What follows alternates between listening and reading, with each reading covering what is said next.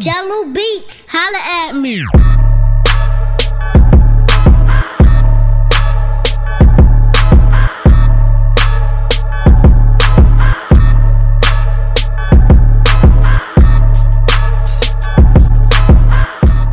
Hey guys, and welcome to another video and another contest prep update.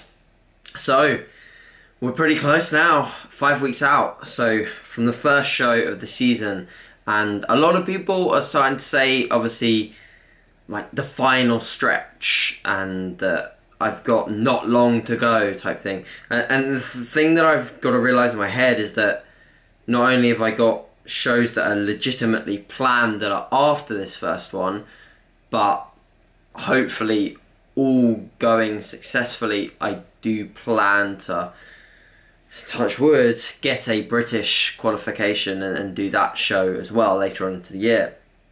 So if all goes well and I'm good enough and the caliber's good on the day, then we'll progress, and that realistically gives me a lot longer left. So I'm in the mindset of, yes, I've got 5 weeks to look the best that I can do, which I definitely will do.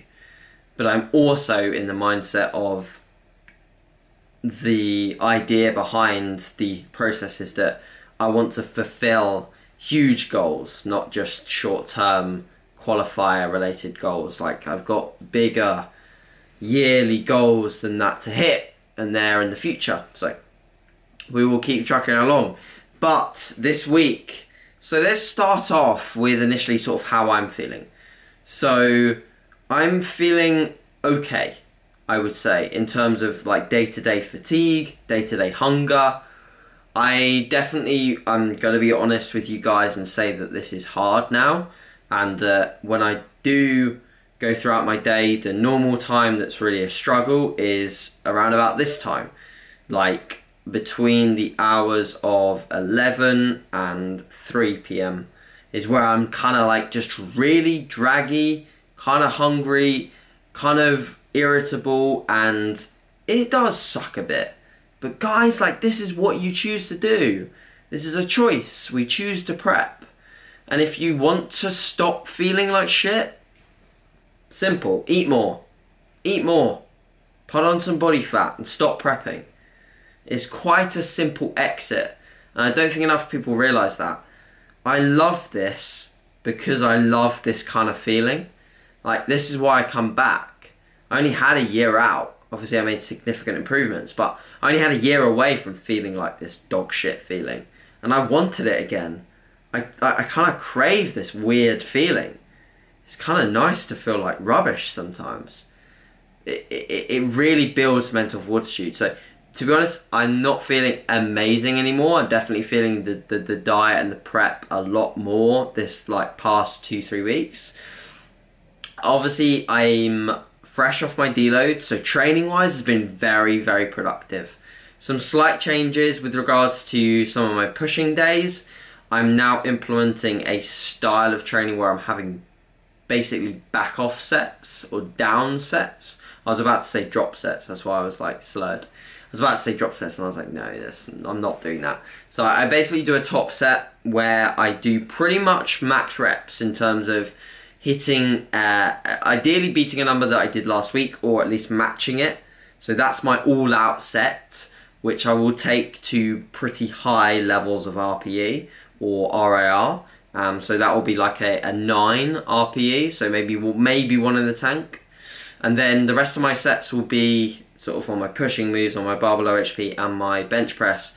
They will be more so at RPE 8 to 8.5 and just accruing volume. Now this is the reason behind down sets, is that when things do get really, really difficult to achieve sort of similar intensities across all sets, you can simply reduce the load that you do on your first working set, so have the intensity there in your first work set, and then use your down sets to basically accrue volume with a lower injury risk, with a lower RPE, less accumulative fatigue, and the benefits are obviously there. I can make a whole video on that if you want, guys, on sort of how I use down sets.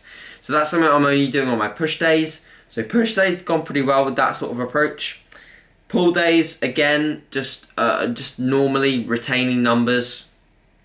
I think I actually progressed a few moves on my pull day, so that was really good. 2 lower body days, one being the heavier sort of 4 sets of 6 on squat, one being the higher volume 3 sets of 10. Both went superb. I think I hit 177.5 for 6, 5, 5, 4 on squat on the Tuesday, and then on the Friday I hit 162 for 3 sets of 12 again, which is pretty sick if you ask me, at 157-ish pounds body weight. So that's awesome. Rate of loss, funnily enough, my average has been exactly the same. Now, I had a big 2-pound drop last week. My macros were kept the same. We didn't make any changes. We just kept going. And again, I had a big refeed on Tuesday. I went up 1.5 pounds. And then my average throughout the week was sort of just the same. I hit a new low this morning of 158.8. Sorry, 157.8. So it dips into the 157s. Now, the reason why I'm not bothered about my average being the same in terms of the scale weight is that the pictures and my physique are drastically improved. I've regained some fullness that I lost by deloading, because you will lose some muscle fullness and intracellular water from deloading.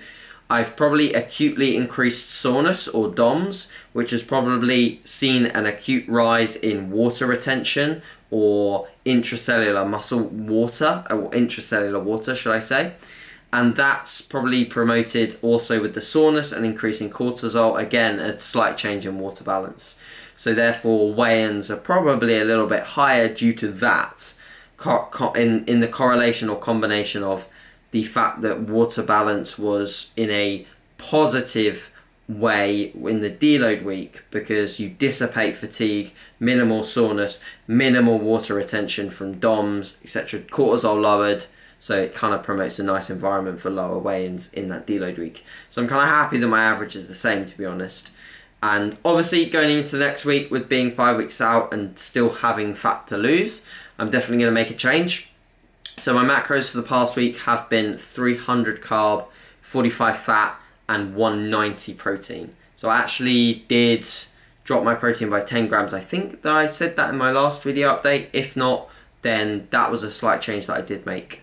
So into this coming week, my macros are going to be a little bit slashed to 280 carb, 45 fat, and 180 protein. So 20 off fat, 10 off protein. So this is quite a big chunk. These are changes that I don't frequently make.